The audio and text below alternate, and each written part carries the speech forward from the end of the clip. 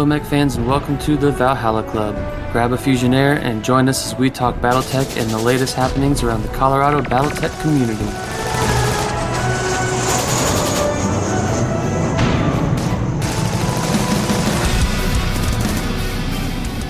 Hello, everybody, and welcome to episode 13, anniversary episode for the Valhalla Club. Thanks for joining us today. I'll be your bartender for the night, Mike, and tonight I've got joining me at the bar as my co-bartenders.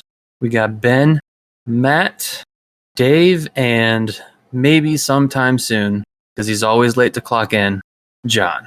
All right, as mentioned, this is our wonderfully 1 month late anniversary episode, because last month was busy as hell. For everybody. I was gone. Dave just got back. Matt's been all over the state. I don't even know what Ben does anymore. John's here when he wants to be. I don't even know what I do anymore either. We'll figure it out. Hey man, we just got to be okay. Yeah, we'll be all right. Okay. One might say, what was it, Dave? Battletech's okayest podcast, as reported by Reddit 4 months ago. 4 months seems forever ago. All right, so we are nixing the pile of shame because it doesn't change every month. It's literally the same thing. No one makes any progress in any of hobby. That is not true. There it is. That is not. I don't. Just because you don't make any progress doesn't mean the rest of us don't have hobby progress. Well, it's so little that it's not worth reporting. Wow. Ouch. There it is. So we've nixed it. Work harder. With that said, I got like half a company painted this month, so that's pretty good. That's all speed paint, cheater. Not untrue. All right. We leave it to our listeners to make up for our lack of progress. Judge Dave. I've been honest this whole time. Judge Dave. And you're a jerk. All right. That being said, moving on into the main medal. Our first year. Anybody got any opening comments on the first year? Woo! Our community fucking rocks. Yeah. I guess not the only anymore, right? Regionally focused? Somewhat. Somewhat. I mean, I know the California crew, they're trying to get a podcast thing going for their region, I think. The Renegade. I recently learned of the Calgary one. Yeah, the Calgary one has a good one, but it's definitely based around kind of their ongoing league. So it's pretty focused. New Zealand has a podcast now. The Periphery. Yeah. It's been a busy fucking year. Yeah. It's been a busy year, but we have had a lot of fun doing it, and we've put on some pretty good events. And it's been great to see the Colorado community come out and play Battletech together. I don't know if I call them pretty good. They're more okay. Just the okayest we put on the community. Okayest events. The okayest events. The okayest events for the greatest community. There we go. We're setting that bar really We're high. going to lean into this. Ben, I think new stickers are required. Just hashtag okayest. Put that on there. Yeah. The okayest. Yeah. Whenever there's a storm or a new release, the Valhalla Club has to mark itself okay. Yeah, that's going to have to be a new tag I include in every published episode now. Just, we're okay. We try, but we're only okay at it. Oh, Dave, did you get Micah's stickers? No. Another round of stickers? What? Your Gen Con swag. Oh, fuck yeah. Yeah, I I've got that. it here somewhere. I think it's still in the boxes. I've been gone for a month. I've been gone for a month. I just got back yesterday. And you didn't meet up with Dave as your first act? No, I did plenty of other things. I went to my son's soccer game. Like that was the first thing we did. With Dave, right? No. No. I would have shot him with a squirt gun. I don't know how I feel about that comment. Nerf guns? I just would have shot him with something. Good. All right, so a lot's happened over the last year. What have been Anybody want to talk about the big things that have happened in BattleTech over the last year, whether that's overall big time BattleTech or locally? We just so happen to have a list of them here. Oh, goody! There's a list. Yeah, I mean, we're so well organized.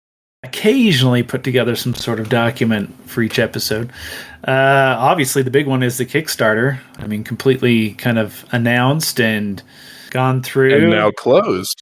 And seeing videos of production. And I saw a video just a couple days ago of them putting together the mercenary boxes. So that was pretty cool over in China, I'm assuming. Pretty cool to see. It still hasn't included shipping, though, right? I don't believe so. I'm assuming they'll try to ship everything together, but it's cool to see. First, it's got to get to the fulfillment centers, and then it's got to get packaged up for us, and then we'll probably get charged shipping in like 4 months. Yeah, I mean, they're way ahead of the game, like compared to the last one. So that's what I'm excited. Speaking of that, right? So while we're on the topic of Kickstarter, there was a massive resurgence with the Clan Invasion one, right?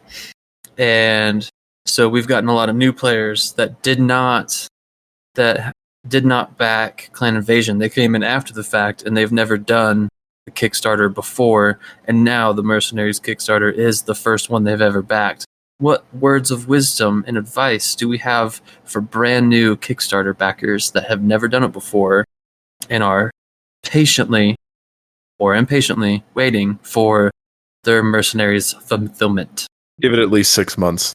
Yeah, I'm being cautiously optimistic because they seem to have at least a lot of their ducks in order for this one.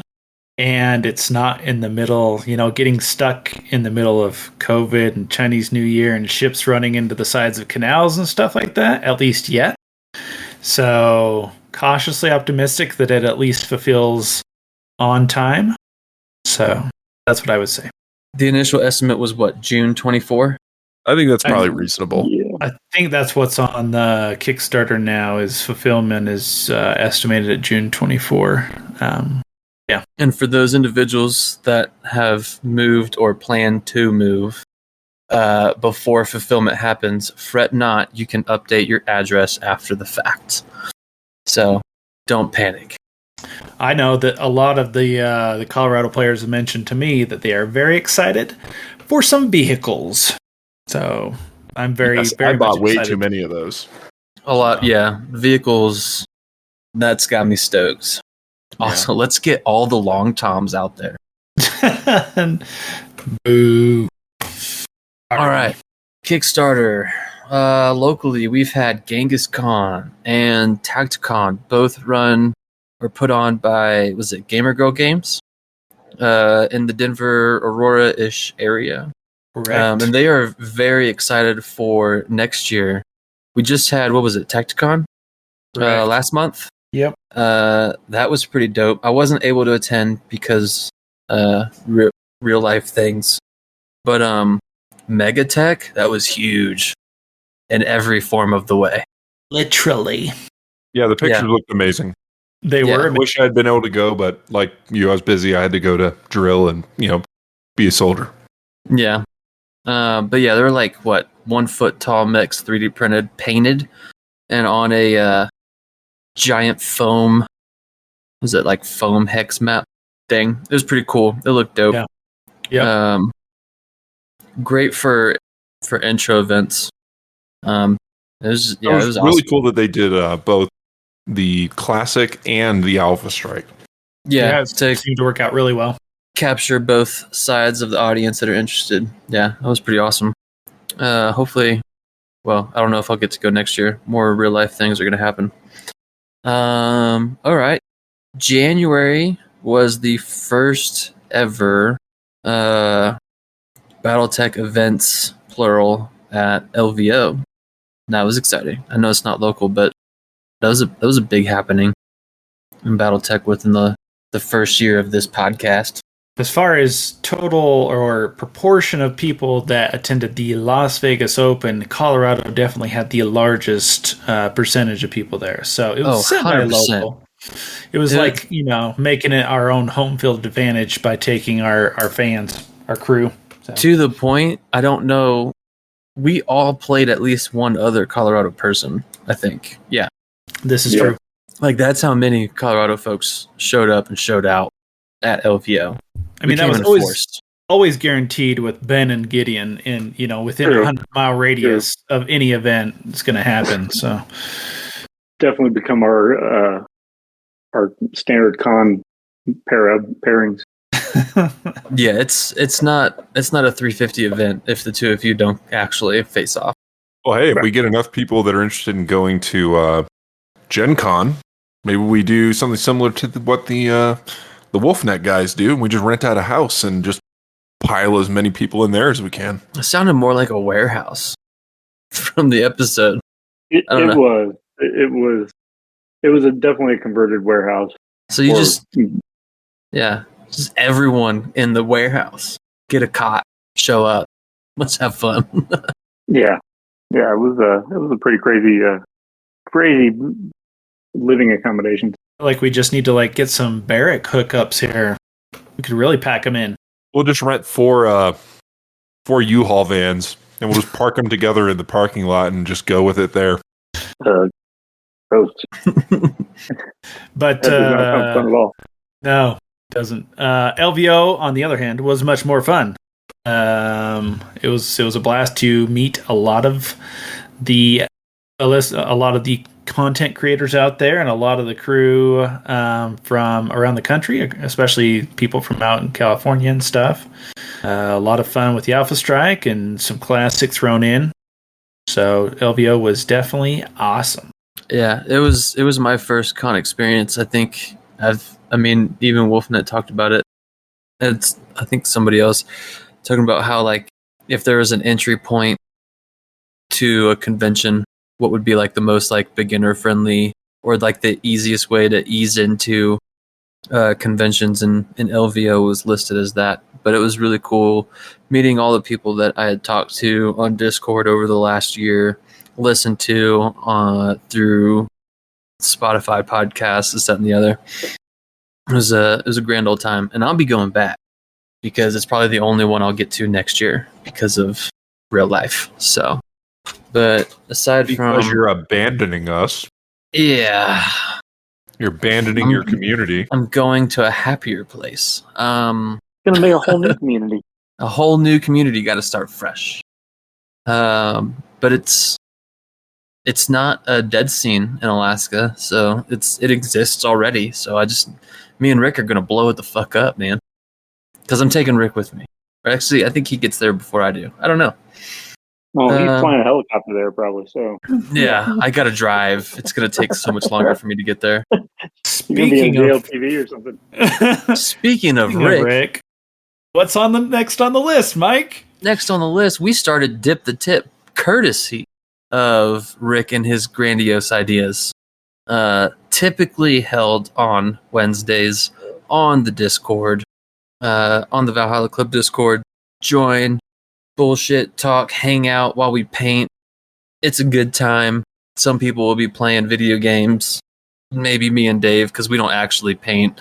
That's why we needed paint more than you do. That's why we needed a Nick's pile of shame, because no progress is made, at least for us. So we play video games instead. It made you feel bad, didn't it? Just no progress. It made you feel less than. We do have to mention that, unfortunately, Rick has been out of contact for a little bit because he's had to fly some big helicopter or something. Yeah, I don't know. So yeah, me and Rick have been MIA from the Discord for a month plus because of Army life. But we back. I just saw him today at Shields. I ran into him. So he's back. Rick also left no instructions on how to continue Dip the Tip. We didn't know how to do it. So yeah, we're helpless without Rick. So we're helpless without Rick. Dip the Tip is your shtick, Rick. Shtick, Rick. It's Rick's shtick. Mike just came up with that, everyone. He just came up with that. On the fly. Quick, copyright that shit. That's a whole new sticker. Man, no, we don't copyright. We just make stickers out of it. I feel like the sticker that we would produce for Dip the Tip would be very inappropriate. Super vulgar. Yeah. Perhaps this should not be produced. Well, no. It's just a fat tip paintbrush. I mean, what are you worried about? It's just the tip of a paintbrush. That's Rick's shtick. That's Rick's shtick, man. All right. In the last year, well, let's be honest, 13 months, because we skipped last month. Sorry, everyone. Busy. We're behind. Number of events. What are we looking at? 12-ish? So 12 official, and that includes some of the smaller events that we've seen around Colorado. A lot of the events that we were able to put money in through the Patreon is what we counted, and really we also counted any of the more sorry, I had to burp. Battletech's OK's podcast, because we had to record really late at night because reasons. And food. All right. Yeah. 12-ish official events. Yeah, 12-ish. Yeah. And there were some really good ones. I mean, I know that there's a couple campaigns that are running up in, and I believe one in Aurora and one in, is it at the Hobby Town in Westminster, or is it in another one of the locations in Denver? They are actually both at Wizard's Chest. They're in Denver. Okay. Yeah. They're kind of... All right, so 2 different campaigns that have been running for a while at Wizard's Chest. We've had the Battle for the Sphere. We had the Liberation of Black Earth. I know Jack at Valkyrie's Loft Games has been running his Hunt for Paul. We have had a few 350 tournaments. We had the Blood Name Trials down in Pueblo. So, I mean, we've had a really good year. And as a community, I mean, I can speak only for myself on this. I'm really proud to see a lot of the other folks in the community starting to step up and host events, and they're reaching out and they're asking like, hey, I want to do this. Can you provide some prize support? And of course, we're going to try and do that. But it's great to see the community growing, and it's great to see new event coordinators that are stepping up to the plate, and they're starting to, help expand the community. So it's been a really great year. So thank you, everybody. You guys are great. Speaking of new players, we've had a lot of players at all these events over the last year. A fair amount are absolutely recurring, but I mean, we put the flyers up everywhere, and all the events look awesome. We've pulled in, I just counted like in the last hour, with the help of Discord filters. Some might say suckered in. Some might say suckered in, but you know what? They count. So over the last 12 months, we've had 182 new people join the Colorado Battletech Discord server. So that's pretty awesome. That's amazing. That's 1 year. That's the past 12 months. And based off that filter, it might even be the past 11 months. I don't know. It's 11 or 12 months. That's 182. So that's pretty good. Either way, that really speaks to the way our community conducts itself and the environment that we create when we are out at the game stores, and that people are interested, they feel welcomed, and that they get into this hobby and maybe come away from another hobby, but they see what we're doing, they see what our community is doing, and they're interested and they want to keep playing. Yeah, and just a reflection of that is just the number of like game stores or other stores, including Target and Barnes and Noble, just to see how many of those are carrying BattleTech merchandise, because people are interested in it, people are playing it here in Colorado. So like smaller towns just in the mountains are starting to carry it, and so it's been really cool to see that as kind of like another metric of the interest of the kind of the gaming population here in Colorado. It's been fantastic.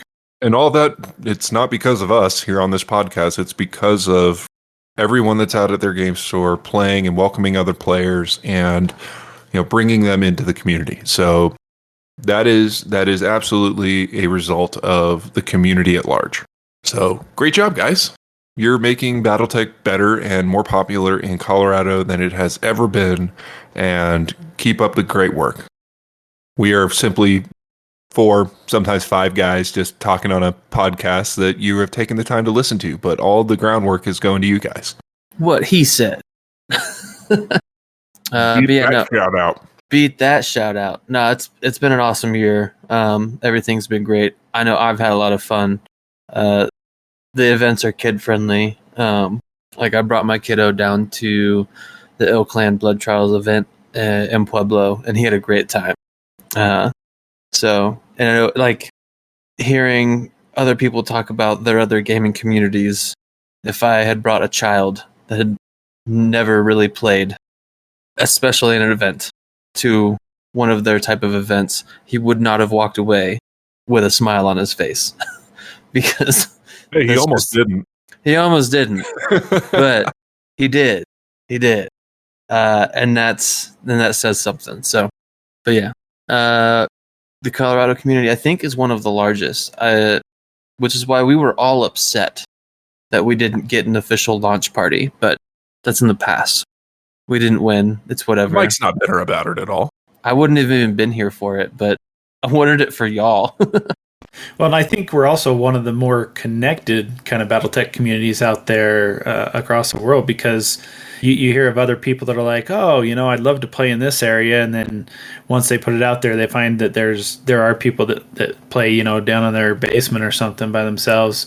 But we've got regular game nights. We've got a lot of people that are connected and really get to know each other on a regular basis. So I think that's another thing. It's like, it's a good connected community. It's not just like, oh, I'll see you when there's an event or something. There's people that are playing outside of all the events and everything. So that's another kind of good thing. Yeah. And it's not just one type. Like, it's a very healthy mix of classic and Alpha Strike. And even there's slowly starting to be some more narrative style, was it Age of War? No, that's not Age of War.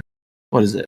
Destiny. A Time of War and / Destiny, the 2 RPG formats. There's some of those floating around, so there's a nice mix. Which I know some areas throughout the country are just solely focused on like one of the rule sets. We got all 3 rolling over here, so that's pretty awesome.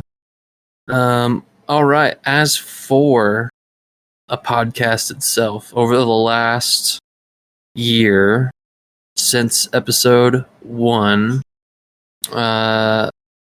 we've talked to a lot of amazing people. We've interviewed some of our local guests. We already mentioned Rick, right? But we also interviewed Alex and Jack. And Alex recently helped out a lot with Battle for the Sphere 3 with the grinder, which we'll get to in a minute. We interviewed Jack. That was 1.5 because he was winning everything. Seems like forever ago, man. Yeah, I know. And then not too long ago, I interviewed Luke leading up to the Ill Clan Trials of Bloodright.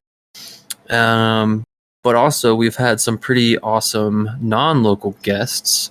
We've had Trent Sparks and Tommy from Wolfnet. Trent Sparks is the narrator for a large number of the audiobooks. Jason Hansa, one of the authors of all the books we love in this universe.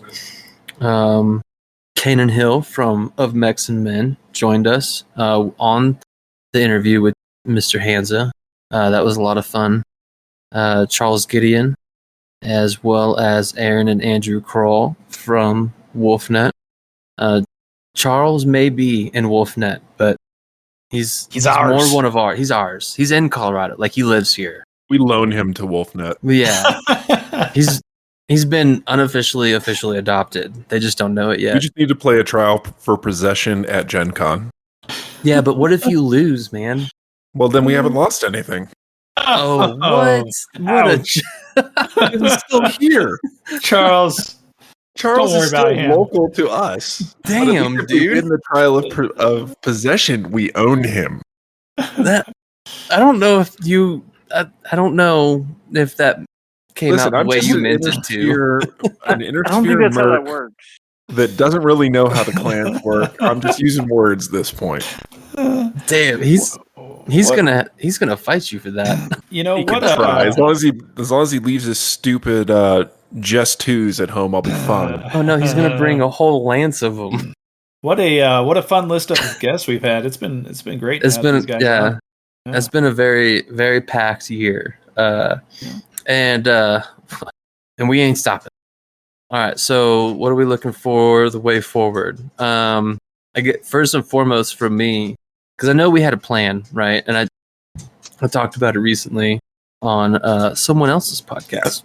What's the thing that they say, like, militarily about plans? Well, there's several good quotes. One was by Mike Tyson, is that no plan survives getting punched in the face, or no plan survives contact with the enemy. That's the one I was thinking of. But punched in the face is pretty good for us, yeah. Yeah, I mean, we had a plan. We very quickly did not follow it, but we've had a lot of fun on the progress. I think we've put out some good stuff and recaps for the community. And hey. Here. We've put out okay stuff. This the okayest, as per Reddit. You're right.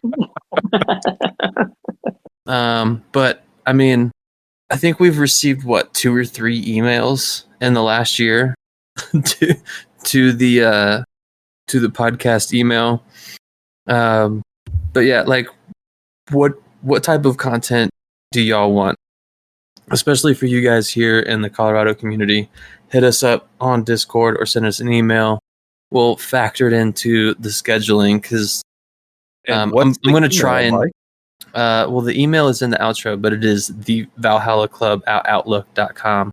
I'm going to do my best to keep these guys on an actual schedule. I already put out a roadmap for this entire year of podcast episodes. We'll see how quickly it falls apart. These guys. What are you talking about? I'm talking about these guys. I love it. It's already trash. To the I run the podcast. You will do what I say. These guys. I can try only so much. Yeah, you can even message us on Discord. I think that's where a lot of people reach out. But we spend most of our time on here. Yeah. Yeah. Definitely hit us up. You can put it out to the wild, or you can send it to us individually, whatever you'd like. But that being said, so that was the request, right? But going forward, what we have planned at the moment, so I and myself and various other of your favorite BattleTech content creator podcasters, we're going to start hopping in MechWarrior Online, whether that's random matchmaking or in private in private rooms, depending on how many we get to join. The more the merrier, because then we can have really awesome private rooms. Because they hold 24. That's 12 on 12. You can do the whole 24. I didn't. Yeah, know you that was can. In a private room, you can do a full 24. So literally, the more the merrier. Oh man, we gotta get all 24. I know. Yeah, if you do random matchmaking, you can only do 4 at a time. Yeah. Okay. And then you can all try and click the button at the same time and hope you get into the same game. But, it's kind of hit or miss. It's hit or miss. So if we can get a lot of folks, that'd be awesome. And I'm going to start streaming those on Twitch, and it's going to be a good time. Oh, God. Yep. Unedited, just raw bullshit, straight to Twitch. Let's do it. Let's do it. I'll send you my overlay from the original times I thought I could be a Twitch streamer, and then I failed miserably at it. I already made overlays. It's cool. Oh, well, there you go. Yeah, I had Seth Whitefox help me out with the overlays. He's way better than I am. But it's gonna be called MechWarrior. What I call it? MechWarrior Uncut? MechWarrior Online? Yeah. MechWarrior Online Uncut, because there's no editing. It's just live streaming straight to Twitch, and it's gonna be a great time. And it's uncut, so hence the name. The okayest time on MechWarrior Online. We even got Charles to re-download it. We got Chandler to re-download it. Derek. We got a lot of people to re-download MechWarrior Online, and we're having a blast. So come play with your podcast, your favorite podcasters. So come play. Let's get to a private lobby and have a great time. All right, next, Matt. Yeah, so something new that I'll be starting in October, which is this month, so I better get on that. Some mid-month episodes each month covering scenarios. It will be called the Scenario Showcase. So myself, some of the other crew perhaps, and maybe if you want to suggest a particular scenario, whether it be Classic or Alpha Strike, we'll be playing these and then reviewing actual scenarios. That's kind of something I haven't seen really done out in the content creator community yet. So I'd like to kind of provide this resource to those of you out there looking for scenarios to play at home, at the local game store, or whatever. So that's something that will be starting next week. Not next week. This month. Sometime this month. And I will be making a channel in the Discord, the Valhalla Club podcast Discord, so that you guys can suggest a scenario. If the scenario that you suggested gets picked, you get to play it, and then you get to come on with me and review it. So definitely be active on that channel, and hopefully we can review lots of these scenarios and find out which is the best, which is the worst, and which is the ugliest, because there are many. So, Scenario Showcase, it'll be starting up this month, and it will continue for the foreseeable future. All right. Moving on. We have the Intel Brief. All right, today's Intel Brief, we will be covering the Free Rosselhog Republic's Royal Army. Though their history as an independent nation is extremely short-lived, the amount of history in that region of the Inner Sphere is extremely rich. Today, however, we will be focusing on the Royal Rosselhog Army as a whole, and specifically during their time as an independent nation. Some quick background on the Free Rosselhog Republic. The Free Rosselhog Republic was formed on 13 March 3034 after they declared independence from the Dragonis Combine. As part of Operation Rosebud, Primus Mindo Waterley of Comstar convinced Theodore Carita of the advantages of granting Rosselhog independence. It would relieve the Combine of its most rebellious citizens, create a buffer state on the border with the Commonwealth, as well as pressure the Lyrans to disgorge their Rosselhogian conquests to the new Republic, and perhaps inspire successionists in the Lyran Isle of Skye. She also promised him military equipment from Comstar's secret stocks in exchange.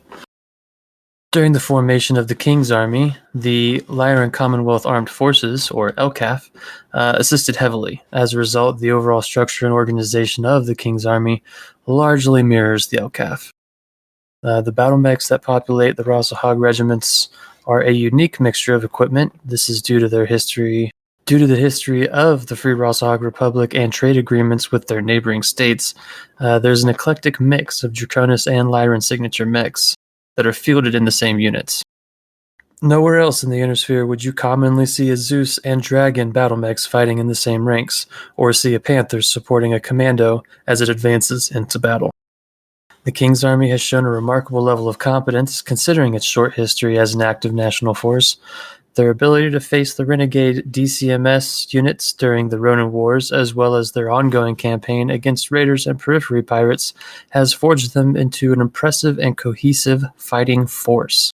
History was made when Kerensky's clans invaded the Inner Sphere in 3050. Unfortunately for the young nation of Rosselhog, their small swath of space was in the dead center of the clan invasion path. The armor assets of the King's Army consisted of 32 regiments, primarily composed of Hunter and Manticore tanks. There were also a number of Demolishers, Behemoths, and Shrek PPC carriers. As who doesn't love Demolishers and Shrek PPC carriers? Let's be honest. A total of 97 infantry regiments were directly under the King's Army, with more than half of the units mechanized.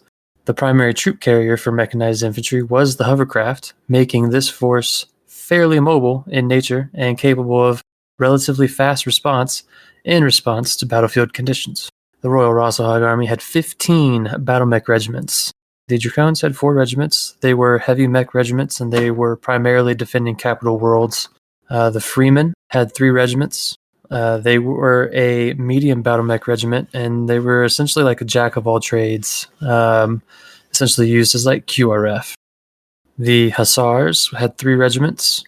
They were a mix of light and medium battle mechs throughout their regiments, and they were used for fast offensive strikes. The cavalry consisted of 4 regiments, and they were solely light mechs, mainly used to scout and screen for the heavier units. And rounding us out, we had 1 regiment of the Gunsberg Eagles, and they were an assault regiment. Before we close this out, we want to pay special recognition to Tyra Miraborg. She was an elite aerospace pilot that fought valiantly to protect the elected Prince of Rosselhog during his evacuation from the planet of Rosselhog to the planet of Radstadt during the clan invasion. On 31 October 3050, she slammed her heavily damaged Shylone into the bridge of the Clan Wolf ship Direwolf. Her heroic and selfless act killed Ilkhan Leo Showers and put the clan invasion on hold for 1 year. I know that's not a whole lot of info on the Royal Rosselhag Army, but like I mentioned, there's not a lot there. They were an independent nation for less than 20 years before they were swallowed up by the clan invasion. So not a lot to go off of, which is why we covered the overall makeup of the unit. But like I said earlier, there's a lot of history in that area before they became an independent nation, as well as after the clans came and, let's be honest, absorbed them. But yeah, so sources for this brief are Sarna and Lethal Heritage, the novel by Michael Stackpole. That book is the first book in the The Blood of Kerensky trilogy, which takes place after the Warrior trilogy, also written by Michael Stackpole. Super good reads. Definitely get out there and read them. So, yeah, that concludes today's intel brief. Does anybody have any comments on the very short-lived Rosselhog Republic King's Army? Good riddance. I mean, like anything in the Rosselhog only has it always has like an end date. There's nothing that lasts throughout time for them. So we had a whole event called Remember Rosselhog because remember Rosselhog. Yeah, like in the past, Rosselhog resurgence. Because nobody remembers them. That's why we had to do the event. They got punched in the face, and then they got beat up. And then they got absorbed. So they weren't even an independent nation for 20 years. It was like 17 years. It's really unfortunate. I wonder if they were just made. I mean, if that faction was made just to be absorbed by the clans, or it just happened that they happened to be on the side of the universe that the clans came in, and they're like, "Oh well, darn." Or they probably wanted to make some smaller faction that was more easily destroyed, that would piss off less people than just beating up the Capellans again. Well, or they just needed somebody that the Ghost Bears could easily dissolve into or absorb. That was even a thought at the time. How many people were really invested in the Rosselhog Republic? They didn't have time to be involved in it. The people of Rosselhog were pretty invested in the Rosselhog Republic. Yeah, but they don't really count anyway. They're all fictional. Yeah.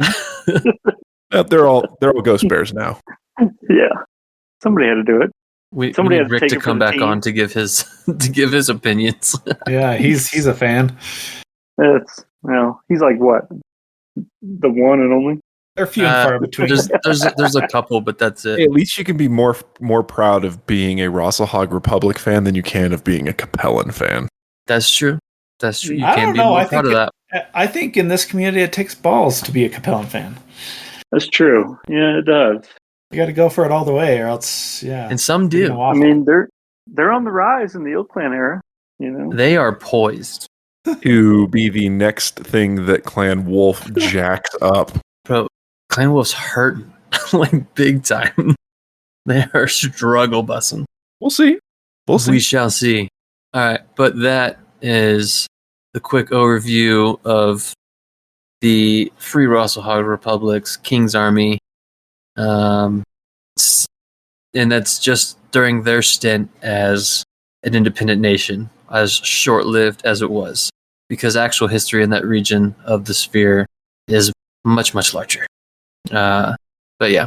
All right, cool. All right, moving on to return and report what just happened that I missed because I was in freaking California in the Mojave. Dave, take it away.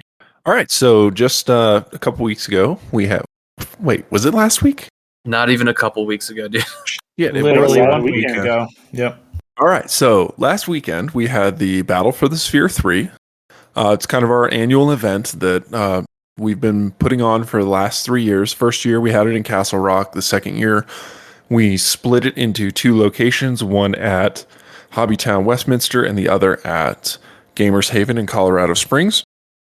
This year, we brought it back together for a single location at Westminster Hobbytown, and we expanded it a little bit. We had both your Alpha Strike games, we had your classic games, we had Alex that brought his amazing grinder table out, and then we threw together a Solaris-styled tournament, the Golden Irby, and it was a really fun time. We had about 32 players that showed up throughout the day.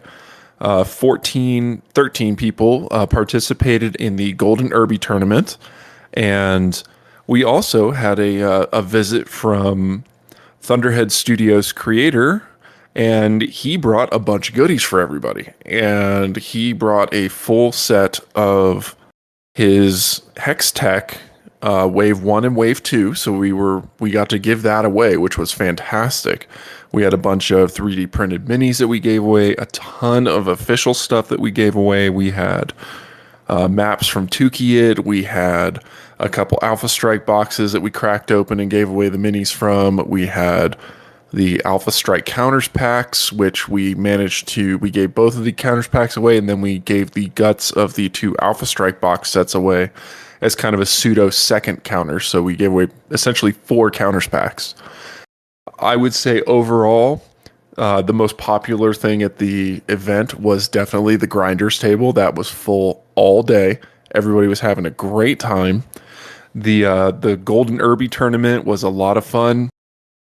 Definitely learned that the quirks, don't play with quirks. Quirks are a bad idea. They were fun. They were funny, but they did make it a little unbalanced, especially for anyone running narrow, low profile. Unless you're me and you get knocked out in round 1 of your own tournament that you wrote the rules to and also knew what everybody else was running, so I got hosed, which was pretty epically hilarious. I decided to bring 2 urban mechs, and my first urban mech got cored out in the second turn, and the second urban mech was dead by turn 3 or 4. I mean, I got smoked by a Viper. So, yay! Stupid pulse lasers, clan tech, garbage. Yeah, how would you not bring a pulse boat and win? Because next time we run this, I'm going to make it in the Renaissance era. Age of War. Age of War would be pretty funny, but just run at each other. But no, I think there was definitely a sliding scale of who was doing better in the tournament, and it definitely came down to the clan pulse boats were just wiping the floor with everybody. And so, lesson learned. It was still a fun tournament, and I do want to shout out the winner of the Golden Irby, which was Jeremy Foster, and he had a ridiculous battle in the last one, and everybody came up with really fun nicknames for their pilots. And let me get to my picture of the standings so I can go over actually who won what. There it is. Shit, was it Greg that he was? Yeah, he was facing Greg. Yeah. Okay. So there was a lot of deaths on a death from above too. They were charging. Greg was charging everybody in that game. Yeah. He was abusing the charging mechanics. It was pretty funny because it was literally he was doing I think 40 damage with his his dragonfly. His dragonfly, and he was just smoking everybody, and it was pretty funny. So the way it all worked out was I'm going to just give off everybody's nicknames because that's how I had them written on the brackets. So round 1, we had Trojan versus Splin. Splin was Greg. We had Rave versus me. And then Vendetta had a bye. And then we had Granny versus I Don't Know, because I Don't Know couldn't come up with a name, and he said I don't know, so that became his name. Then we had Beast versus Chip, Paladin versus Your Way, and Worthy versus Shit. You said me, but what was your pilot crew's name? You said versus me, but like you listed everyone's pilot names. Cerberus. What was yours? I was Cerberus. Ah, okay. As usual. I thought you were a little more creative this time. My apologies. Nope. So Splin won his first match. Rave won his first match. Vendetta, and then I Don't Know, Beast and Paladin, and then Worthy.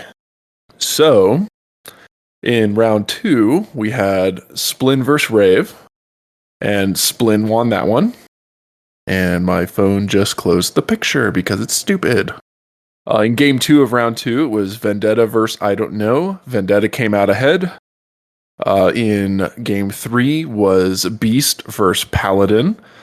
And our good friend Josh was eliminated by Paladin. And then Worthy had a bye round. In round 3, we had Splin versus Vendetta. And Splin took that game. And then Paladin versus Worthy, and Paladin took that game. So in the final, as you guys saw in the pictures, we had Splin versus Paladin, and Paladin came out on top. They played for a good, I think, hour and a half on that game, and it was back and forth and back and forth. It was a kind of hill. It was one of the basic hills maps that they ended up playing on, and at the end of the day, Jeremy came out on top. And Paladin reigned supreme, so he gets to carry the Golden Irby trophy for the next year. He also got his Golden Irby miniature, so he'll get to throw that down on tables whenever he feels like playing an urban mech. And then I think the first and second place winners also took home about a star's worth of plastic minis. So I think everybody had a great time. There was definitely, some lessons learned, like I said, from the match, and we'll make adjustments to that for next year's Golden Irby and have a lot more fun. But as far as the rest of Battle for the Sphere is concerned, I got a chance to play against Matt and Ben. We had a free-for-all 200-point Alpha Strike tournament, or Alpha Strike game, and about halfway through, I was betrayed by Ben, who sat in a corner and hid in the woods. I don't know what you're talking about. Well, I didn't have a choice. All my shit was slow. That was your choice, and and then we tried to team up to kill Matt, and then Ben betrayed me, and then I died, and then Matt killed Ben. I think there was some infighting in this alliance you had going on there. There was alliance is a strong word. Yeah, it was like, okay, let's work together, but then like keep secretly sniping each other. I don't know. You know the story of the scorpion and the dog, right? Exactly. It's just what I do. Yes, I did come out the winner. All throughout the day, there was a full table of Grinder, and everyone was having a great time. There was a lot of laughs coming out of that table, and there was a lot of people just having a good time. I didn't see anybody get upset. Just nothing but smiles the whole day. So for those of you out there that are listening to us, please come out to an event if you haven't yet. It's a great time. We have a lot of fun. We give away a lot of stuff. Most of the time it's 3D prints because that's just what the best we can do most of the time, but we do try and get as much official stuff as we can to give away to the participants. So, like I said, great event overall. We had a lot of people show up, and Hobbytown was wonderful. They had a great space for us to play in, and I know that they are doing Friday night Battletech at Hobbytown. Ben, I think you know more about that than I do. Yeah, me and John are usually there on Friday nights. August, September have been kind of iffy, but we're starting to get back into it. So I know There's usually about a crew of about 5-6 folks that show up. And they stay open after hours for it. So come on by. Yeah, we're usually there about 6-ish, and then till about 11 or 12 o'clock. So come out and kick Ben's ass. Please do. But other than that, I mean, it was a great event. We had a lot of folks. We had a good time running the event, and I've got nothing but good things to say about everyone that showed up, and the feedback that I got from the Golden Irby tournament is going to go into making the next one a little bit better. Did Thunderhead actually show up? Yes, he did. Oh, what? No. Yeah, so you missed out on a bunch of free Thunderhead stuff. Yeah, and he showed up and he went and talked to everyone that was there. It was awesome. Yeah. He did. He was a really cool. great guy. The one event I can't make it to, and he's like, the schedule's finally aligned to where he can go to an event, and I wasn't able to. Damn. Yeah, it was really great having him stop by. He accidentally drove to the Aurora Hobby Town by mistake because he didn't look at the directions. Well, he's coming from the east, so he lives out east of Denver. I thought he was on the west side. Okay. Yeah, quite a bit east. So there's nothing east. Yeah, that's exactly why There's nothing it's east. a drive for him. Yeah. He lives out there. Kansas. That makes sense. Kansas is east. I thought he was in Colorado this whole time. No, and he brought like a huge box of his all. He is new in Colorado. stuff. Yeah. Ben just said Kansas. I just said it's east of east of Denver is nothing but Kansas. So. Oh, okay. All right. Mike, you do have to listen when people are talking. I'm going to listen again when I edit it and I cut all your shit out. Mike is already not even on Colorado geography anymore. He's all about. He's all Alaska. Yeah, man. I've moved already in my brain. So the big thing that I will say is a huge thank you to Thunderhead for bringing all that awesome swag. He did say that he is going to try and get more swag to the community. So you might see more free Thunderhead swag of his new stuff, the new pre-painted terrain at future events. So if you want to win it, no, it's the official stuff. It is stuff that Gale Force 9 sends him. Oh, hell and that is what he brought. These were official products. They were not test prints. They were not misprints or anything like that. They were the official product. That's what's up. They were shrink wrapped and everything. Yeah, it was just like you would find on the shelves at a hobby store. That's awesome. Yeah.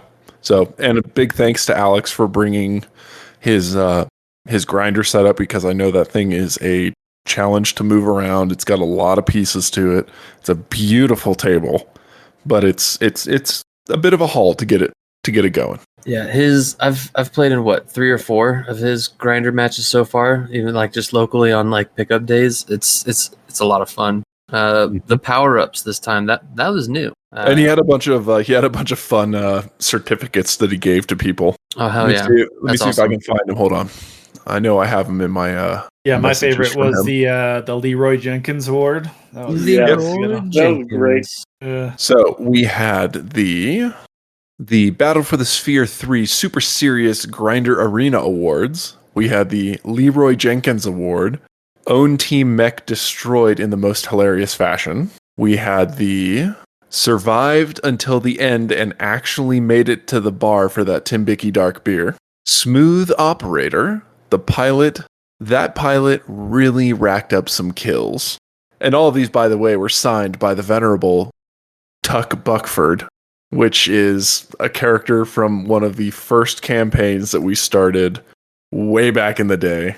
Let's see. We had the closest thing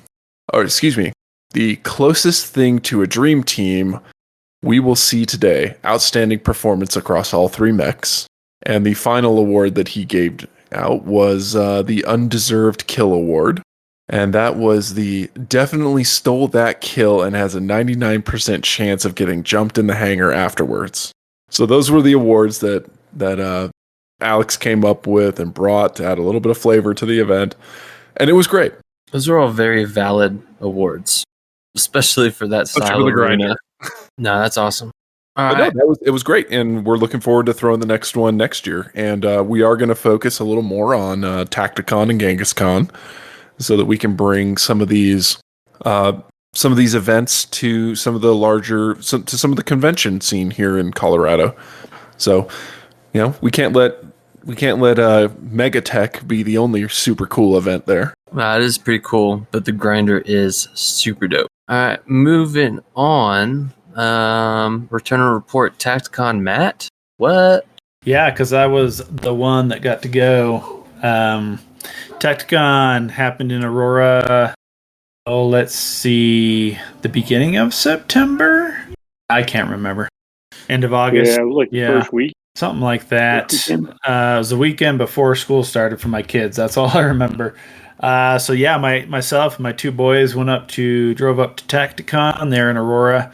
Bit of a drive for me, but it was a really great time. Let's see so Tacticon goes from Thursday to Sunday, but most stuff happens kind of Friday night through kind of Sunday afternoon. So we were there starting Friday afternoon, and we just we went up and kind of had an open Alpha Strike play. But we were really surprised to see like tons of people playing Classic already. So lots of Classic BattleTech at Tacticon. Quite a few people running kind of 3 to 4 hour events starting Friday night. Saturday we had I ran an Alpha Strike kind of match through the eras. So we had 4 different eras that we played through, and you had to kind of continue. You changed your force a little bit between eras. So had that going. That was really fun. Some good participation there. And while we were playing that, there was about 4 or 5 Classic BattleTech events going on throughout the day. Lots of Classic BattleTech players, and it was awesome to see so many people out and playing. There was probably, and they were mostly out, just kind of out in the hall. There was probably 25 to 30 Classic players just outside the door while we were doing Alpha Strike. So it was definitely featured. And that's not even counting the Megatech that was happening. So the Megatech is Casey from over in Grand Junction. He and Donnie worked on getting these like foot tall mechs all printed and painted up. And I think there were like 24 of them. And they were awesome. They were looking fantastic, and they were playing on kind of a mat where it was basically just a learning game for both. Well, it was one day it was Alpha Strike, I think that was Saturday, and then Sunday was Classic BattleTech. So a lot of people went through there, kind of learned the basics of either system or both systems, and that was running a lot of people through. And that was right where you walked in, like the very first thing you saw was these huge mechs, and they were teaching people there. So that was really cool to have BattleTech, front and center at Tacticon. Like I was saying, the classic players really ruled at Tacticon, and there were 30 plus the whole time that we were there at Tacticon, both, starting Friday afternoon all the way through Sunday afternoon. Tons of classic. I ran the Alpha Strike event. It was really fun, really good. And we just had a great time. It was fantastic to have so much BattleTech going on at Tacticon, and we hope it kind of translates to even more at GenghisCon, depending on space. But it was awesome. Loved it. And it was great to see everyone out there. Yeah, I know Casey's been super hype about all of it, and the more success it has, the more and more hype he gets. And that honestly, seeing him gets hype makes me hype. I'm like, hell yeah. And for anybody listening to us that's out in Grand Junction, that is where Casey is at, I believe. So if you're out on the Western Slope, hit him up. That might also be where Matt is. What? Well, kind of halfway there. Western Slope is like a large region. I'm like 2.5 hours away from Casey. Ish. You're closer than we are, bud. I'm in the region. All right. That I guess wraps us up for return and report. Ben, you awake? Oh yeah. It's been a minute. Drink of the month. Drink of the month, bud. Another pelican shooter, are we? Oh God. No pelican shooter this time around. What do we got for episode 1, season 2, my guy? Hey all, this is Ben here, your BattleTech Master of Spirits. Get your mixers, liquors, shakers, stirs, and strainers ready as we cover this month's BattleTech Drink of the Month.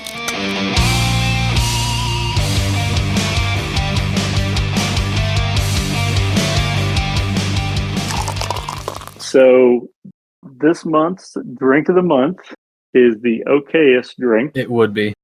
That's like pretty high on the list at this point, right? It's pretty. Is it palatable? It's up there now. It is. Is it drinkable and not just like go throw the hell up? It depends on what you consider drinkable, but All right, let's get this into it. month's drink of the month is the Flamer. I'm just gonna let that marinate for a second. I'm intrigued. It's marinating. I'm intrigued. I wonder if it's like flaming before it goes down or Please after. tell me light it on fire. How much fireball? Yeah. Oh, we lost Ben. Hang on, my AirPods are cutting That was out. a wrong button. See, we took too long. Now his AirPods are dying. Hang on. And shitty audio in 5, 4, 3, 2, 1. Ben. There you go. You got me on speaker now. So It's actually better than the AirPods were. Holy crap. even better. So, all right. This month's drink of the month is the Flamer. So the Flamer is the okayest weapon in BattleTech, just like it's the okayest drink in the Drink of the Month series. The Flamer consists of 2 ounces of cinnamon schnapps with 3 dashes of Tabasco sauce. Is that it? That's all you get. You're It's a drinking shot. a spicy cinnamon shops. It's a spicy cinnamon shot. Schnapps. Yeah, say that 5 times real fast. Blah, blah, blah, blah. Cinnamon schnapps. Jesus Christ. No, you fail. Yeah. Well, you try. No, I'm good. Come on. Do it. What's that? Is that Goldschlager or I that's use kind of Goldschlager. I use Goldschlager, and then I actually went crazy and had some Chipotle Tabasco. Ooh. Made a little spicy. Sounds like So- it needs to have a jalapeno garnish on the side. Yeah. Yeah. Or like a ghost pepper garnish. No, I think that would just make it worse. jalapenos aren't spicy. You need at least a habanero on there. Yeah. Yeah, but you got to think of the bartender. You don't want them touching a habanero and then touching everybody else's drinks. Fuck them, bro. Why not? That'd be hilarious. Or they accidentally rub their eye and then they're like can't see for the next 30 minutes. That's the effect of a flamer, bro. What a I mean, I flamer guess. does. That's true.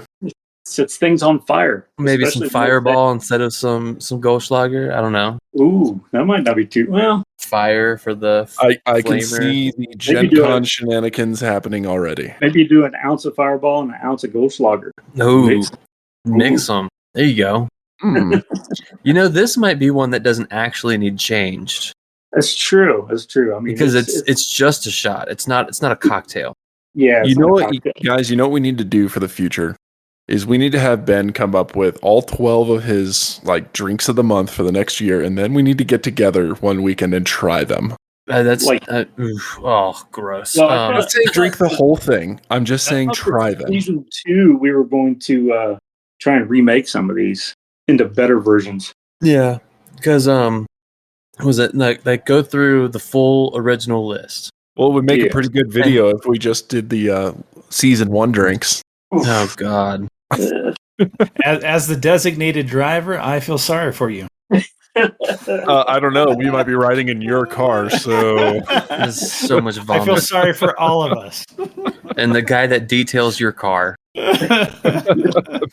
pelican shooters all over the back seat. Oh man. All the sardines. What is that? Is that a sardine? Gross. That is So that's gross. That's your drink of the month. That's the drink of the month. Woo! That one actually doesn't sound so terrible. It doesn't. That one's actually doable. I don't think it actually needs changed. It gets the point across. It's a shot. It's all right. All right. It doesn't require any more bourbon. It requires no bourbon. It is what it is. Yeah.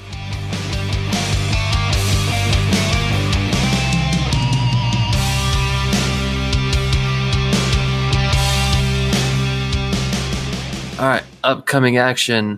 LVO. Matt, you're busy tonight. Got it going on. Got it going. LVO. LVO, the Las Vegas Open, everyone. So Las Pew, Vegas pew, Open pew. 2024 is happening. Great. I don't even remember the days, but it's like the third It's weekend. in January. January, right? So we got a little bit of time, but it's creeping up. And I'll just read you my awesome intro to the player packet. So, greetings, warriors, to another bevy of battles being fought in the game city of Las Vegas. Although not Solaris 7, we will have many fun and challenging events throughout all the eras of BattleTech. Each of the Battletech eras offers new conflicts and technology, allowing for different experiences and, in our case, friendly competition. There will be a healthy offering of both classic Battletech and Alpha Strike, with maybe even a little bit of Solaris-type battling thrown in for good measure. With that said, we hope you are ready to enjoy the fun and challenge of Battletech eras. So yeah, Las Vegas Open kind of has a theme, and that is Battletech eras. So we'll be playing different events throughout that will include all of the eras that are currently on the Battletech list. Although, I mean, we're not going all the way back. Sorry, Ben. We're taking kind of the whole Succession Wars as one era. That's bullshit. But at least he's honest. Age of War. With that caveat, we will be featuring all the eras, and so it should be a really great time. And I'm in charge, so if you have any beef, you can always come to me. So I'll just kind of run through really quickly on the classic Battletech side of things. We'll have 3 kind of big scheduled events, and then depending on other space, kind of the spacing that we have with ticketed players, we hope to kind of have some side events and kind of smaller things. But the first one that we'll have is called Battletech Through the Ages, and this will happen just on Friday. It'll be a 4-round thing where you're going to start off with your force in the Succession Wars, and basically you'll have a force. I think it starts at 5.5 or 6K. I'm not looking at the rules right now, but you're going to start off with your force. You'll play against someone in a scenario, in a objective-based scenario, not just shoot it up. But you'll play in the Succession Wars. Then you'll between rounds you'll have the opportunity to change some of your units and even replace some with new units. So we'll be going through 4 eras. It'll be Succession Wars, Civil War, Jihad, and then the Ill Clan era. So you'll get to kind of change your force as it goes on. It'll kind of, you might migrate your whole force. You might have some units that stick around. It'll be kind of up to you. But that'll be mostly kind of a Battletech manual type rule set with some Total Warfare when you add in vehicles and battle armor, depending if you're Inner Sphere or a clan player. So should be really fun, and hope to see you guys. How well you're at. Oh man, I'm losing my words here. How good you're at in developing your force over these different eras. The next one is a Saturday-Sunday event, and that's going to be the Battletech campaign in a day-ish. And it's actually going to be based on the Battle of Tukid. So we're going to play, well, a lot of the missions. It'll depend on the clan players that show up, and if you want to battle off, with the, what do we call them, Saints or Scum, Comstar. If you want to jump on the Inner Sphere side, you get to battle those clan players, and we'll be doing some of the scenarios from the actual Battle of Tukid source book. So some of the specifics for that are still being, well, they're kind of TBA, but a lot of them are up on the webpage here. So that will be the Battletech campaign in a day-ish. For classic Battletech will be Tukid. So it should be another fun one. And then a third event, and this one is kind of shared across classic Battletech and Alpha Strike because it includes both. It's called Battletech Escalation. And it's a 6-round event. Basically, the first 2 rounds are Solaris style. So you're going to start off with 1 unit, 1 mech. You're going to battle it out against someone. And then the next game, you'll keep that first one. You might change it because it's also in a different era. It goes from Succession Wars next to Clan Invasion. You're going to add another unit. So it'll be 2-on-2, Solaris style. Then the next 2, you're going to keep adding on more and more units. You're also going to be moving along in eras. You're going to go, so the first 2 are Solaris. The next 2 are classic Battletech style. And then the last 2 are Alpha Strike. So you will go all the way from Succession Wars 1 unit playing Solaris style to essentially a company plus of units playing Alpha Strike in the Ill Clan era. So that's Battletech Escalation. I think the name kind of gives you the gist of it. Over on the Alpha Strike side, on Friday we've got the Alpha Strike 350 tournament, and this is going to be run by the WolfNet crew. So Andrew and Aaron will be there. bunny ears and all, for another fun Las Vegas time. So if you guys are into a Wolfnet style Alpha Strike 350 tournament, come on out for that. We will be using the latest errata, which just came out 2 weeks ago or so. So that should be interesting. And that one is going to be limited to Early Republic era. So if you heard differently, it is Early Republic era for sure. That's Friday only, and then Saturday we've got an awesome one, another campaign in a day on the Alpha Strike side. And Mr. BourBen himself is going to be running this, so I'll let him talk about it briefly. Oh, shit. All right. Yeah, talk about it.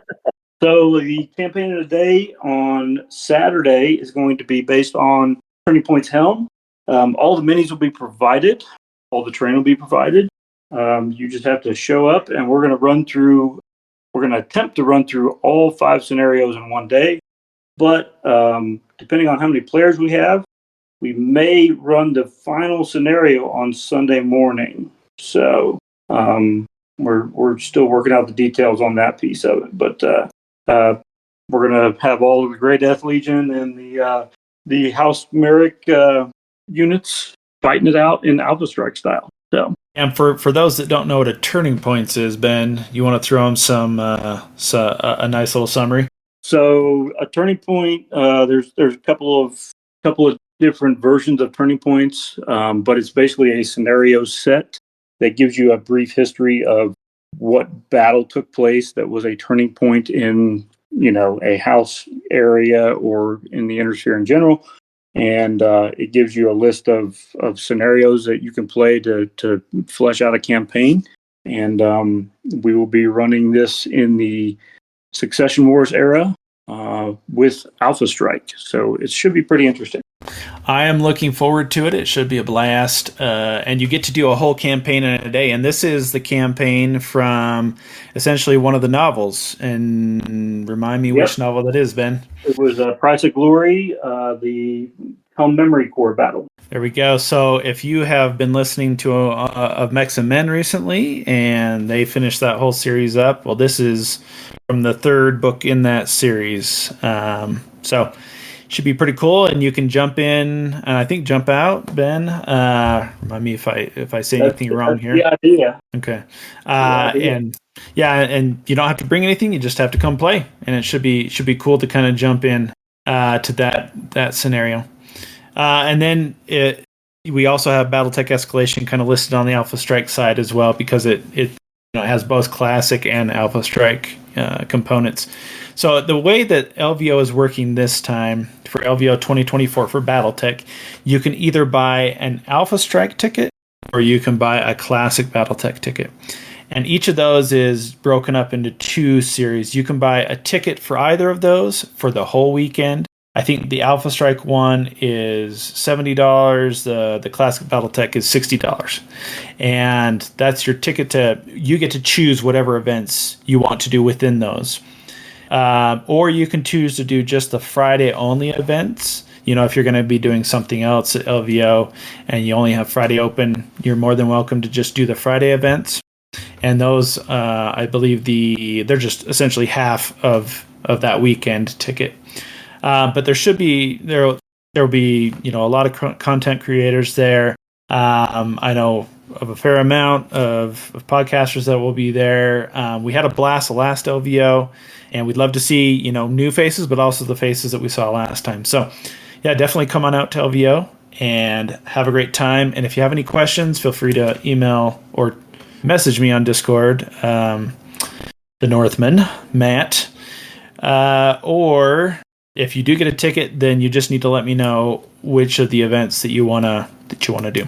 And more details will be kind of forthcoming. So I know I'll be updating quite a bit of the stuff this week. So a lot more of the details will be in there for you. And that's kind of LVO in a nutshell. And I know Ben will be there, and I will be there, and I think Mike will be there, and we'll see about the rest of the crew. Yeah, Charles will be there too. I mean, he's not our crew, but like we said earlier, he's adopted. He's ours. Yeah. And then let's see. I have the next thing on the list again. Yeah, you're busy tonight, man. Yeah. So The next thing on the list is kind of upcoming action. This was just released to the public, or kind of the announcement was released to the public today, is the worldwide event for 2023. And I haven't been part of the Catalyst demo team long enough to have been through one of these worldwide events before. But it sounds like they used to do them kind of before COVID, and then they stopped doing them then. But what it is they put out these scenarios with the demo team agents, and we kind of provide the details and the minis and everything when you come to the table. It isn't like a thing that you get to prep for or anything. You just show up to the event, you play the scenarios, and then what we actually do as demo team agents is we send the results in. The Catalyst demo team kind of puts all the results from the whole entire world, everyone that's played it throughout the world, and then we send out a report and say, well, this side won, or this many from this side won across the world. And so the details that I'll give are very few. And I'm just going to say it, Denham from the Mech Bay podcast, he put out a thing. He's another demo agent, and I'll just read what he said because that's kind of a good summary. So he said, and now I have to bring it up. There we go. Situation, New Earth, Star League, the 13th of December, 3151. When Alaric and his wolves left their staging grounds on New Earth to take Terra and become the Ill Clan, the Capellan Confederation claimed New Earth for themselves. Now the clans want it back. You get to play as either the clans, mostly the wolves, but some other clans as well, or as House Haritsu of the Capellan Confederation. So those are kind of the details. There will be both classic BattleTech and Alpha Strike scenarios. So be prepared to play either. I know that Jeremy, another demo agent here in Colorado, will be doing at least one event with this worldwide event thing sometime in the near future at Wizard's Chest down in Denver. I may have time to put it on at some point. We basically just do it from now until the end of the year, and then that's when we report all the results. So it's another fun thing to possibly do. Another fun BattleTech event that's kind of like it happens whenever it happens. Isn't House Haritsu the same Capellan house that was in the Highlander Covenant? I don't know. Read a book, Matt. Trying. I am. Why don't you read a book and know the answer to your own question? I read them a while ago. Oh, I'm currently on Wolfpack. That's how far behind I'm on. So, that's fair. So it rings a bell. Getting through it. Yeah. But it sounds fun. Yeah. Some fun Clan era stuff. Hell yeah. Yeah. Come out to LVO. Join us. Play some BattleTech eras. BattleTech eras, absolutely. And moving back to LVO, wasn't there a painting contest that got extended? There was a painting contest, and I will now announce the results. Ta-da! Exactly. So, about it was like 2 months ago now. Man, we're behind. Yeah, a bit, as mentioned. So we I put out a call, a little anniversary painting contest to not only celebrate our anniversary, but to kind of push some participation towards LVO, because the top prize is one of the things you can get for the top prize is your tickets paid for LVO. Anyhow, there weren't too many conditions to this contest, and basically how the judging went is I invited a bunch of people from around the BattleTech community to judge the submissions. We had 13 total submissions put up on the Valhalla Club podcast Discord and Facebook page. And how we did the judging is each judge would just give their first, second, and third place. And first place would kind of give you 3 points. Second place would give you 2 points. Third place would give you 1 point. And we just totaled up the points, and that's kind of how it gave us the winner. So one of the interesting things, and I just want to say thank you for everyone that submitted. And all you had to do, was put up pictures of something you painted in the last 6 months. But incredible stuff. Like I'm not a great painter, and I was really inspired to try new stuff after looking at the submissions. Some of them, like, I was like, well, I'll never get that stuff. But at least it made me want to try harder. And I was just kind of blown. And a lot of people, every judge mentioned this. I was blown away by the submissions, and man, this stuff is incredible, which I totally agree with. So I'll just I'll shout out some of the judges first. So we had us on the crew here. We also had the aforementioned Thunderhead. We also had Nate from Bungle Tech. We had Metal Ed. A lot of you might know him from the Alpha Strike world. We had Brent from On Mix of Men. We had Pirate 44 from the MRC. We had my two sons, because they're awesome. We had Alex from the Colorado community, as well as Rick, leading the old Dip the Tip, and then Jason Hansa as well. So with that, I'll just kind of mention and before I forget, actually, it was really like across the board. I found out not everyone likes the exact same thing. In fact, every submission received points from being voted for first, second, and third. So it was really awesome to see, great submissions, and it really kind of, touched different people different ways. So, so I'll just go with some honorable mentions here. I think one that a lot of people mentioned was Travis with his glow-in-the-dark paint scheme. That was really cool. And if any listeners want to check it out, it's on the Valhalla Club podcast Discord, and there's a channel that's called the Anniversary Painting Contest. Check out the submissions in there. But Travis, wow, yeah, the glow-in-the-dark stuff is so cool. And that really caught the eye of my sons especially, but a lot of other people kind of gave him an honorable mention for his glow-in-the-dark scheme. It really innovative, really, really cool looking when you turn out the lights.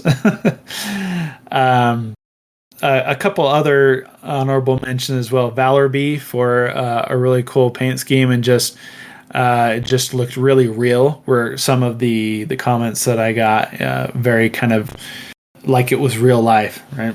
And then Damien for his flying spider and his flashy red colors. I know that David here on the podcast was just mentioning just how cool it was to see that spider. Like, he had it posed like it was flying through the air, and he had like different poses of it at different points. So it was really cool. That thing was awesome. Whenever I see his red painted units, I'm always like blown away by like how shiny they are. And he actually took that force to Nova over in Virginia, I believe. So it was really cool to see those here. Okay, and with that, I'll go into the top three. So coming in at third place was... What's the prize for? Third place prize. Oh, now I got to look for... It's pinned here. I think it was dice, wasn't it? It was... Sorry, I tried to catch you before you started saying Yeah, it. right. I see how it is. I'm sorry. I should have had it pulled up. I will go here. Okay, so third prize gets Valhalla Club podcast dice, along with a couple stickers and such, some other things I'll send you. But the winner of the third prize was Doc Shootin' Loot with his Comstar Guard. It looked really nice. The whole, what do you call those, a level 2, all 6 unit. Yeah, those looked really good. Yeah. I got a number of comments on those that they just looked really white. In fact, Jason Hansa himself was like, man, that looks like what I envision Comstar units looking like super white. And white is difficult. Yeah, I can't ever get that white, man. Looked great. Way to go, Doc. And I'll be in contact with the winners and everything about it. But very nice, very nice. Coming up in second place, we've got a local here. Jack. Jack is the second place winner with his Draconis Combine units. So, man, I got a lot of comments like people would kind of look at it and be like, oh, that looks great. And then they'd look again and be like, oh, man, that would take a lot of work. And yeah, it definitely would. A lot of I'm not sure what he did to kind of fill in the lining between, the panels on the minis, but it would take a lot of work and looked really cool overall. And the second place winner gets 2 salvage boxes plus some Valhalla Club podcast dice. There you go. And then the winner of our anniversary painting contest was... Drum roll, please. Yeah, this is where we need the sounds from the recording here. That would be, and it was under a different name for Deathblade or David B. from Arvada. So yeah, another Colorado local. He had the clan units painted with the stars, and those were freehanded, and the arms and the torso were magnetized, and he had gone through and cut a whole bunch of minis up and made them into different variants. So he had like 3 variants of the Huntsman or something, cut up from different minis and stuff. And we saw these at Battle for the Sphere 3 that we talked about earlier. Amazing stuff. And yeah, I'm very jealous. So I don't know. What did you guys think of the of those minis? They looked amazing. I almost I was torn for David B's to be like first or second in my list, strictly because don't get me wrong, they were painted amazing, but the lack of a base, but the clear base also just looks amazing. But everything else about it was just spot the hell on. I'm looking at this elemental star at the moment, and just the way he customized, they're the official elementals, but he's got one stand with 4 jumpers, one with 2, one with 3. It just looks amazing. And then the mechs themselves with it just looks amazing. Because if I remember right, I submitted Dave as my numero uno, not you, Dave. Winner Dave. I can't paint this good. But nah, they were just I'm gonna say it, Ben. I'm gonna say it. They're fantastic. Yeah, I got one job here, man. In my line.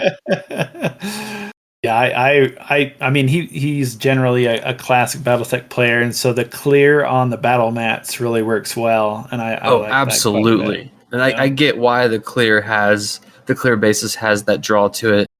Because every time I play on a hex map, I'm like, damn it, I can't see. Am I on woods? I don't know. I wish these were clear. So, yeah, 100%. What, Dave, Ben, what did you guys think of the submissions? I think everyone did a fantastic job. There were a lot of really, really cool paint jobs out there. Shout out to Travis. I definitely put you in my top 3 because Glow in the Dark is dope as hell. So I'm glad you got the honorable mention. I really liked the paint job. And David B was definitely in my top 3 as well as who was it? I think it was not Travis. Valor B? Was it Valor B? Or it was the red spider. The red spider. Oh yeah, Damien's. Yeah, because that honestly, that spider did it for me. That thing looks so cool. It was great. What'd you think, Ben? Oh man, there was blown away by the detail that a lot of folks put into this, and I got to give a shout out to Jesse, man. Those like metallic blue, magnetized units he had up there. Those were. He used Turbo Dark, right? I don't know, whatever it is. I'm pretty sure it was Turbo Dark. It's very shiny, but they look great, But yeah, everybody's stuff was really cool to see, and does not want to make me paint any better. It just because I don't paint good anyway. But it's definitely something to strive to for those that are looking for inspiration, for sure. Well, and it was it was really interesting to me. Like, we didn't get one repeat basically, and that's what BattleTech really offers that opportunity for if you like painting.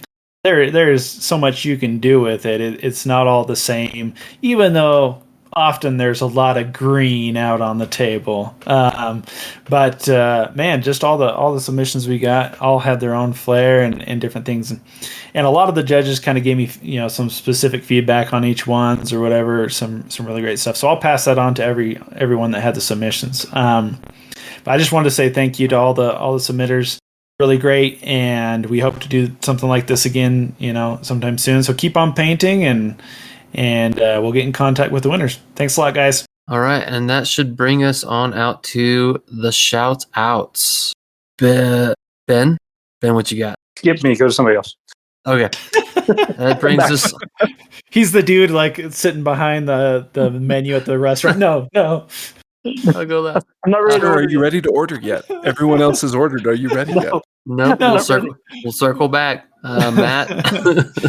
Yeah, I mean, I have a lot of people to thank. I just thanked all the submitters for the painting contest, and I have a lot of people that I just enjoy hanging out with in the BattleTech community. So it's great to see. I moved away, so it's great to go to another event and see people like battle for the sphere. So that was great. But just want to shout out especially Greg W. He's been really supportive of all the events at Tacticon, Battle for the Sphere, the painting contest, and I've just really appreciated how he's just kind of tried to push the community to be better and just have more fun. So thanks, Greg. Thanks a lot. And Dave. Well, mine's going to be a little long because this is long overdue.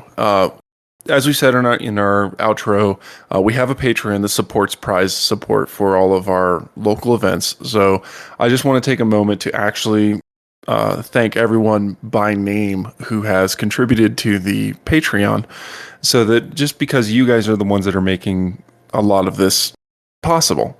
So I won't say any last names. We'll just go with the first letter of your last name. You guys know who you are. I just want you to know how thankful we are for the funds that you've donated and the support that you've given to our community. So Kevin W., Rick N., which we all know who that is. This guy named Matt, somebody. We have Tom Violently Shiny S, Braden S, Ryan F, Daniel M, Logan. I guess there's my name in there. Jeremy, Lauren P, Josh F, Damian H, Maxwell G, John H, if he ever shows up for a podcast, John M, Stephen H, Greg W, Jack P, Simon G, Andrew C, Hayek, Jesty, Ebony Raven, Mike S, Joshua N, Luke J, Rich C, Rubber Duck Cravens, Dustin H, Benjamin H, Justin, Christopher W, and Jack S. Thank you guys so much. Wow, yeah. What we do is all because of you guys. You are what makes it possible for us to get the prize support. You are what makes it possible for us to, put on these events and be able to, give stuff away. So big shout out. Thank you so much. And for anyone else out there that's interested in contributing, we would love to have you as part of that level of supporting the community, but by no means we're just thankful to have what we have. So thank you. All right. For myself, I've got to shout out Nate from BungleTech for having me on for an interview.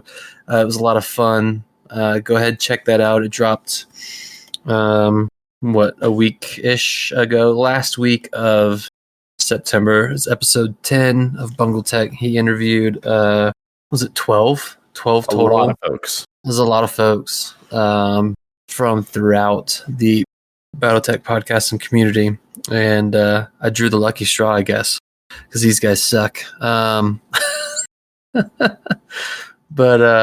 yeah, thanks for radio. He didn't want jelly beans on there, or Domino's pizza like tonight. It's not my fault we're recording at 9:40 at night and I haven't eaten. Eat earlier, I guess. I don't know. But no, it was a lot of fun. Thanks, Nate, for having me on. I had a lot of fun. And we'll look forward to having you on MechWarrior Online, Battle Rom Uncut, and your Stealth Raven. So, hell yeah. So, join us on the Twitch streams. That list of players is ever growing. So, hell yeah. All right. Ben, coming back to you. All right, I'm ready now. You have to make a decision, Ben. Yeah, no. I was looking up a name because I knew who I wanted to shout out, but I had to look up his daggone name.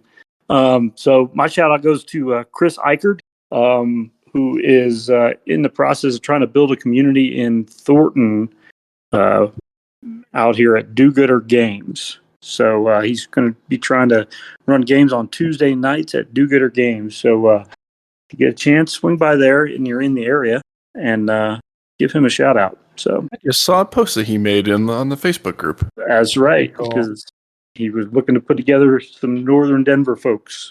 Well, there is a Northern Denver community, and it's ever growing. So Yes. that's awesome. All right. Any last comments before we close the bar tonight? Thanks, everyone. We are the okayest. The okayest. We're okay with that. All right. Well, John, we missed you, but I'm back. Last call. We're gonna make him a guest host. You're being demoted. Last call. Last call. All right. Thanks, everybody. Last call. Hey, everyone.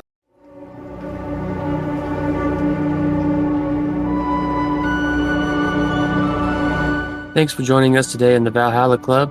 Special thanks to our sponsor, Ares Games and Miniatures.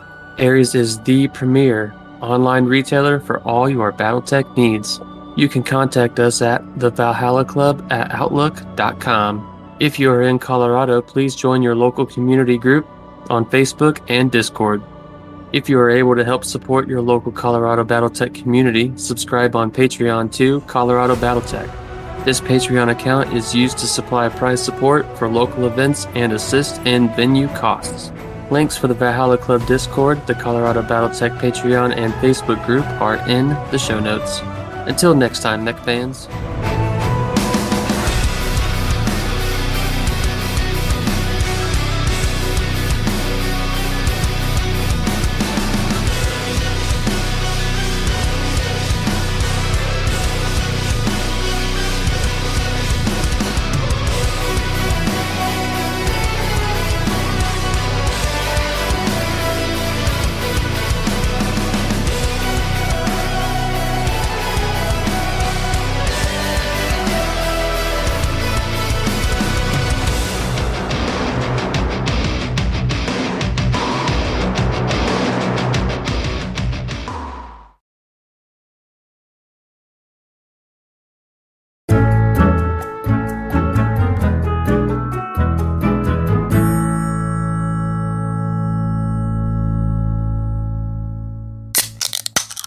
I have determined that Ironwind metals just like to torture people.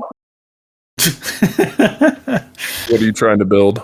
Fantovits. Fantovit hovercraft. It has 4 wing pieces that Jesus. just like connect against the metal. That doesn't really like have like a plug-in or anything. Oh, they're terrible.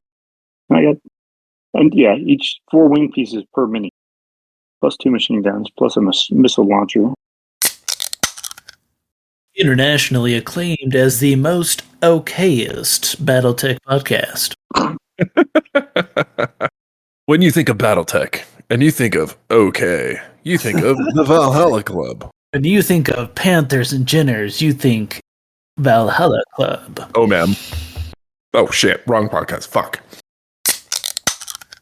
I want you to pronounce it as Charles Gideon. Charles. Charles. Charles in charge. We just need to call him Shaw. Charles. Shaw Gideon. What's wrong, Mike? Are letters disappearing from the line you're trying to type? I hate your soul.